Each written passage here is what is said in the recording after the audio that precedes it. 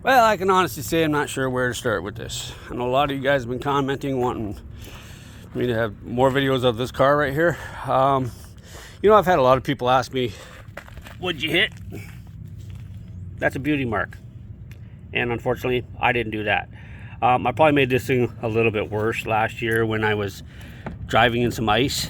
And I probably pushed it back a little bit further, but I don't care. Gives it character. I really don't care. This is a car, guys. Yes, you want to make them last. Maintenance. I will say that. You guys haven't seen content on this thing. Sorry, I started getting undressed because, well, it's warm in here. Warm outside, not in here. It's warm outside right now, and even in a t-shirt, it's warm. I digress. 2013 Ford Police Interceptor Sedan, all-wheel drive, 3.5, naturally aspirated. This thing has been phenomenal. The headlights are starting to yellow a little bit. I'm not going to worry about them yet because they're not really affecting the drivability and being able to see, but that's starting to happen. I've got a bunch of these little rock chips all over the car, which I don't really care. As you guys see, the little oil there. I did do some undercoating on this car, which I'm going to be doing more of. I really want to get the underside done. My oil change is just about due, and this is something I want to really attack this. I got to figure out what's going on here because you guys can see there's rust stain all the way around there. It was pouring down, so I cleaned all that up, and I sprayed fluid film actually on that to try and help, and I actually sprayed fluid film on the inside as well to try and help push that water out so it would stop rotting that. But I got to address this here to stop that rust. My backup camera, as you guys can see right there, it's not factory Ford. I actually drilled that hole to put it in the factory position. It can be pointed down a little bit more, like as you can see, it's not quite pointing down. But if you want to do something like this, you can do it. You're gonna have to modify the camera, of course, obviously a little bit because it wasn't designed to go here, right? It was designed to get on a license plate or whatever. I did just do my tire change, and I will tell you this. I did a short of me replacing one of these hubcaps, and you guys can see this little gap. You won't see it on that one right there. Little tiny bit. That's the other rear. If I'm not mistaken, this is the new one. And this one here actually now is actually out a little bit further than it was. But this is a brand new one I put on. And holy crap, was it hard to get this thing off. New, apparently. They really suck in. And I actually, what I did was I looked at that one, I looked at the other ones. I didn't really see a lot of difference. I saw a couple of the pins were kind of bent out a little bit further, so I kind of squeezed them in. So all of these guys are definitely, they're not nearly as tight as that one, but they've actually closed up a lot. So if you do have these center caps, and yeah, they're actually sucked in a lot better, which hopefully means that that's probably the one that's the furthest out. You guys can see there, it's on there though, like it's not, see, it's not coming off. The stereo, actually, oh geez, I was just gonna unlock it. The stereo in it, the aftermarket, that one's actually working out better than I thought it would. It's still, like I said, one of the things I don't like about it is I have remote start in this. I enabled remote start or start, but for what if that stereo doesn't preheat the car for me? So that's kind of annoying. I'm not going to be changing that thing out anytime soon, but if you guys are aware of something else aftermarket that is capable of doing that, I may end up doing a complete changeover on that. I'm just not going to worry about it right now. Car Navy player, it's actually not a bad system, to be honest with you. A couple things I don't like about it, but it's not a bad system, especially bang for the buck. So there's that. Car has 213,000 kilometers on it, and I haven't had any problems with this. You guys saw me service the PTU, which I said in that video that I'm going to be servicing it, this oil change. So in the next week or so, I'll be servicing it again. She'll be due for an oil change, and at that time, I'm going to be undercoating it. Brakes have been fine. I redid the brakes. All these wheel bearings have been done in the last, well, since I've owned the car for 2.5 years. All 4 bearings have been done. I haven't done anything with the rear suspension yet. Front, the struts were changed on this. I wish I did this all in my driveway. I wish I'd actually put that content in. I never did. But it's a straightforward job on these things. They're pretty straightforward. But again, if I ever have to do that again, I'll share it with you guys on how to do it. Because this side here, when I actually turn the wheel, it does pop. So that top bushing or bearing for the strut mount is bad, I think, or it's binding up a little bit, but I primarily drive straight, so I'm not actually worried about it. I'm not. I should be, but I'm not. I did, when I did my tire changeover, I did change this outer tie rod, and I noticed that the inner tie rod, I must have spun that thing because the boot was kind of twisted. It didn't tear, thankfully, but I was able to get the clip off it there and get it all straightened out. So on that side there, once I get it in the air, I'll double check on that and make sure that that boot is good. But I was able to, with the tire off, I can get right in there. So lots of room to work on this car. But talk about a reliable car. And this is one of the reasons I actually wanted to buy this.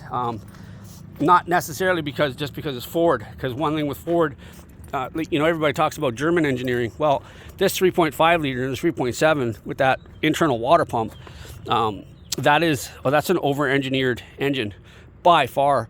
You look at my truck and the 302 in this, I mean, it's a 5 liter, I know, but you compare this 5 liter to the new 5 liters, you can't compare them. They're not. Even the new 5 liters are, as far as I'm concerned, over-engineered. They're not the same as this 302 and this truck here. They're just not. So if you guys are looking at getting one, I honestly, the 3.7 or the 3.5, if you want the EcoBoost, the turbo in this thing, get the 3.7. They don't really have problems with that. With the 3.7, one of the known issues with it, and there's an extended warranty on that, and I don't know, it goes all the way back to 2011. They do have extended warranty on the cats for that, front and rear. You will get a free replacement of the cats. I have confirmed that with Ford because I wasn't sure if it was just a 3.7 or if it was the 3.5 and 3.7. It is just with the 3.7s. You have a lifetime warranty on the cats for those. So if you ever have an issue with the 3.7, I don't know if it's just the Police Interceptors. You can call your local dealer and find out. So if you actually own a car with a 3.7, you can call your dealership and ask them, hey, is that warranty on like a Ford Edge or whatever has a 3.7 EcoBoost in it, right? Or is it just the Interceptors? Because that part I don't know. I do know that when I called about it and said I have a 3.5 liter EcoBoost or 3.5 liter naturally aspirated, and my buddy's at the 3.7, with 3.7 he gets free cats for life. They're warranty for life. He said, yeah, it's just the 3.7s. So that is one thing to be aware of. There are some recalls on this, not on this one in particular, but if you guys are looking at buying one of these things, definitely get a hold of your dealer, give them the VIN, and make sure that you get any recalls on these vehicles done. There are there's a couple that are severe safety concerns. That's probably basically why they do a recall. One was for the fuel pump, I think, or not the fuel pump, fuel sending unit or something like that. I don't remember what it was, but it used to be under the seat in the rear, and now it's off to the side. You know it's been changed if you pull that seat out. If it's over here closer to this door, you know it's been changed. If it's over there closer to where the fuel pump is, yours is original. I want to call it the sway bar. It's not the sway bar. Jesus, now I don't remember what it was. It has everything to do with which way this car turns. I actually saw a video of a cop that was actually coming around a corner. It was a right-hand corner. He was running code 3, and the back end of that car broke loose, and that car came around like he was drifting. And then he pulled over immediately because he'd lost all control of that car. So, and that's the thing with this car. It's not just the Police Interceptors. Again, this is with a lot of the Fords because they're all built basically on the same platform. So that's one of the safety concerns you guys have to be aware of, and make sure you get the toe links. I think it's the toe links. Yeah, it is. Yeah, it's the toe links. They were undersized or something like that, and they were known for snapping. And I actually saw an Interceptor. It's actually a Police Interceptor running code 3. And he almost, he came right over. He had no control whatsoever. He came from his lane into oncoming traffic, and he just about wiped out another car. And he pulled over immediately. But you could see how that car broke loose. I don't know if you guys can find that video on YouTube or not. Do a search of it. Toe links fail on Police Interceptor. Yeah, it's not a pretty thing at all. The bushings on the front lower control arms on these things here, a sign of those things going is if you're turning right and the car does kind of like it turns a little more right than you've steered, or turned left, and it does that a little bit more than what you've done. That's a really good sign on these things that the bushings have gone. So replace those lower control arms. They're not hard to replace. They're not cheap. They're not expensive, but they're not that bad. And the maintenance, labor on those isn't that hard either. That's something to be aware, because again, when I first bought this car, that was the first thing I did. It cost me $200 to replace the lower control arm on this side, because that's exactly what it was. When I turned right, it kind of just did this weird, the car didn't feel right. So not sure enough, that's because that control arm was actually moving with it. So that's it. That's all there is. I can't really think of anything else. If you guys have any questions about this car, if you guys are considering buying one, or anything about this car in particular, ask them. Leave a comment. Of course, I know a lot of you guys are looking for content on this car, and I can't really have a whole lot. I can show you guys some videos that everybody else is doing, like what it's like to drive this thing. Real quick, this turned into over a 10-minute video. I noticed I cannot drive this thing in the right lane. I can't drive like a normal person in this car. I have people coming by me, and once they see this, the push bar and the blacked out rims, like the poverty rims, they slam on their brakes. And next, I've got people like just hovering beside me, where even if I want to change the lanes, I can't. So that's the thing with this car. That's absolutely a thing with this car.